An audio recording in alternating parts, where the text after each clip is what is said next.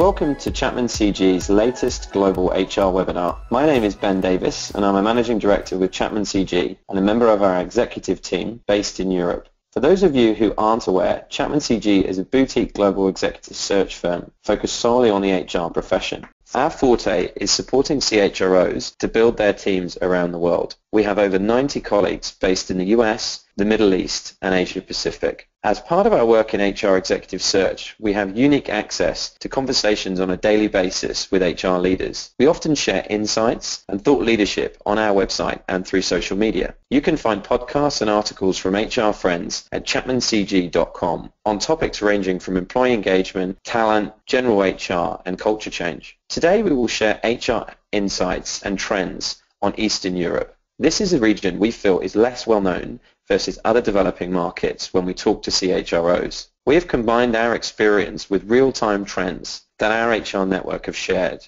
We hope that this will provide an introduction for anyone less familiar with the Eastern European HR landscape, and for those familiar with the region, one or two new insights that will be of interest.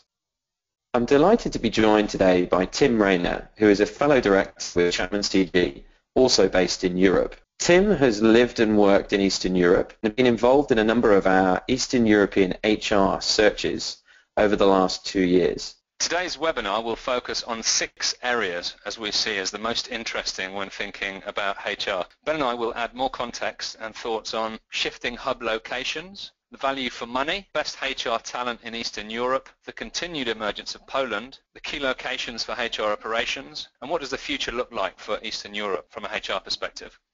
Thanks, Tim. The first topic we would like to share on is the shifting hub locations in Eastern Europe.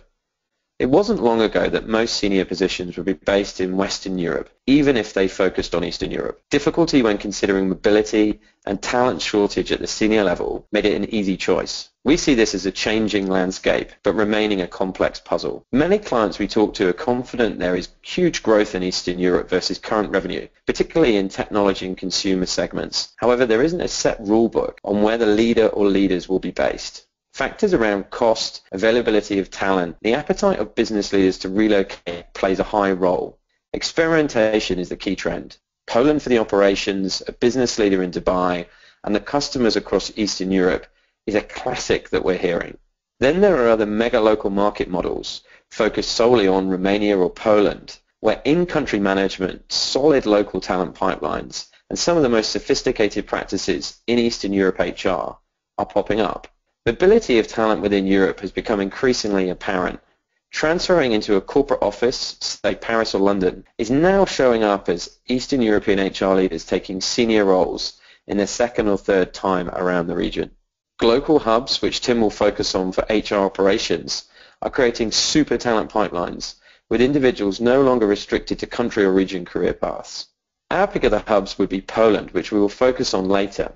But the Czech Republic is a location some may not have heard of as much. We have noticed that clients are considering talent to be based there. Although there's been a strong increase in investment over the last 5 years, the Czech economy has slowed slightly. We still see a high percentage of European companies situated in the Czech Republic. High growth and investment can come high salaries. Is there still value for money in Eastern Europe? We have seen that Asia and LATAM, particular countries, can leap ahead of their neighbors very, very quickly. Often stability and economic productivity is all that's needed. However, when we look at value for money quantum in Eastern Europe, it's remained good. And in real terms, a little bit behind other regions. When HR leaders ask us for their tips on cost value, it's hard to ignore Eastern Europe.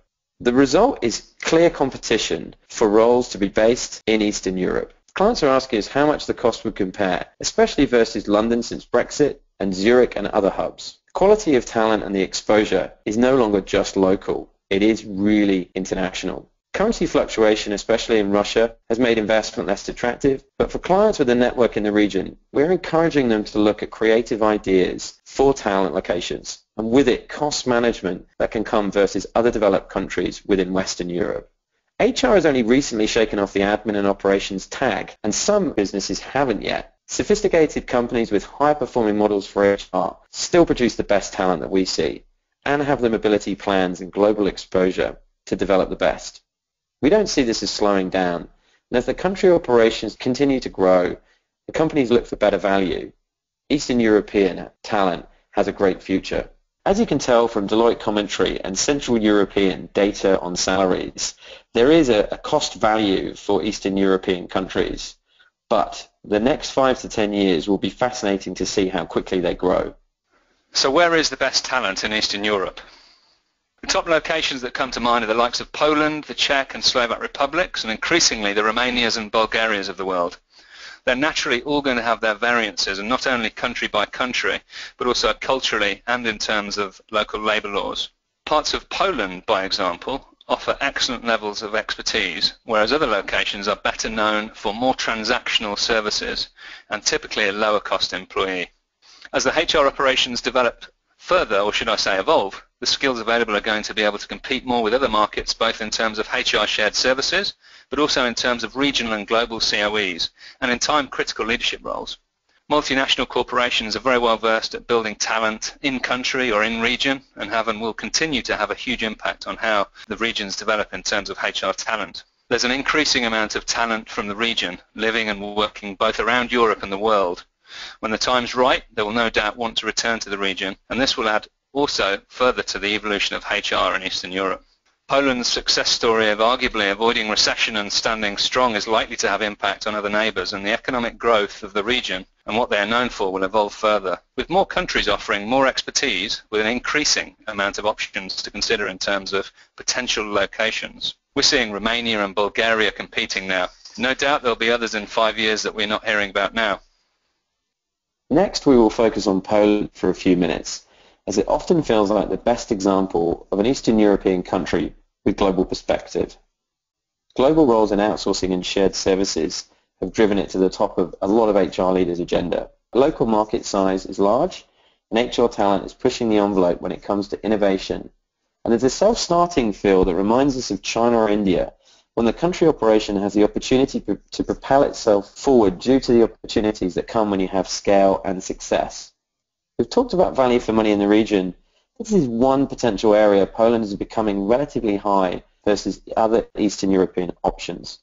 Strong talent coupled with mobility and overseas talent happy to be based there has made it an appealing location.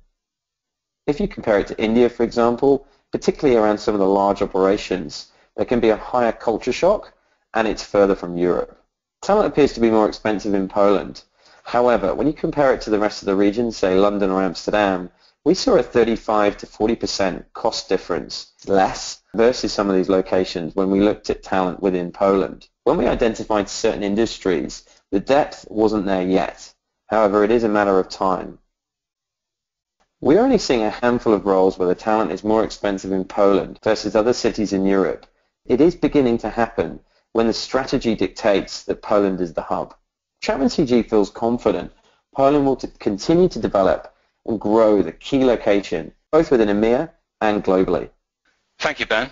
Naturally, there are the key existing markets like Poland, Czech Republic, Slovak republics, Romania, Bulgaria. They're all seen as low-cost markets with a very well-educated workforce, located in Europe and strategically in between the US and Asia time zones. Increasingly, we're seeing people moving in and out of the region. This increasing amount of traffic will undoubtedly affect the potential and the opportunities in the market. As the broader region develops by upcoming countries, there will be more cost pressures, but with that, more options available to companies looking at having operations in the region. And increased costs and shifting market trends will need careful thinking with clear long-term plans if organizations look to further expand or establish their operations there. We are seeing HR in the region evolve, and as we know, COE hubs are emerging rapidly, further portraying the region as a global hub. As you can see, there are a range of very different companies investing in the region. The diversity of these businesses will only continue. So what does the future hold for Eastern Europe HR? With more competition comes an increased focus on culture, engagement, talent and learning. There'll be a continued amount of key leaders both with traditional HR and non-traditional HR present in the region. Either expertise or a specific reputation by location is likely to continue. So whether we're talking COEs for rewards or talent in Poland or more cost-effective options in newer locations. In theory, more COEs in the more developed countries will exist and more transactional operations, initially in the emerging countries. With that, an increase of growth in markets like Latvia and Estonia, an increased amount of key international leadership roles or key expertise roles will be based in the region, either from returners coming home or non-local expats taking on these positions. Thanks, Tim. To conclude, Hub's experimentation is top of the agenda. One size is just not fitting all. We're seeing some very creative models and we think this will continue. Value for money for now. We do think this will increase in the future. Locations like Poland may be usurped by locations like the Slovak Republic when it comes to pure cost. Entering these markets can take patience as they're not as developed, and local market HR savvy will be needed due to the unique labour laws. The best talent isn't always clear, but mobility is something that we think is vital. Seeing Eastern Europe HR leaders come home for global roles is exciting. A recent move from an HR friend based in Belgium back to his home country for a global role was fantastic to see.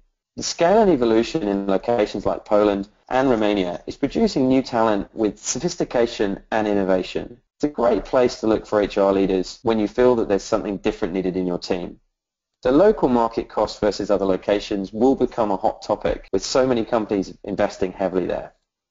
Increased popularity in locations for expertise, no longer just call centers, but technical outsourcing, is developing a global reputation within Eastern Europe and competing with India, the Philippines, and China. There's a time zone advantage in Eastern Europe which is tough to get away from. Cost creep is the only thing that may challenge that. The future is bright, and for those willing to take the time on Eastern Europe HR, there is a great talent base there, and it's no less complex than other emerging markets, but also has huge upside. That concludes our overview on Eastern Europe, and we hope you found it useful and valuable. If you enjoyed this summary, then you might like to listen to 2 podcasts on learning innovation and mobility from HR friends at Philips and Coca-Cola. These can be downloaded for free on our website or on iTunes under ChapmanCG HR Podcasts. Our next Global HR webinar will be in the first quarter of 2017 and focused on Latin America. We hope you'll join us then. Thanks for listening. For more information, visit www.chapmancg.com.